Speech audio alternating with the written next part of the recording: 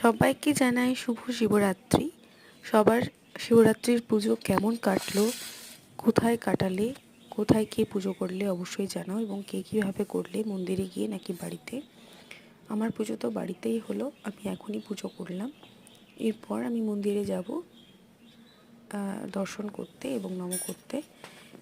তারপর আবার বাড়িতে এসে আমার ভীষণভাবে ইচ্ছা আছে 4 প্রহরে 4বার বাবার মাথায় জল ঢালার।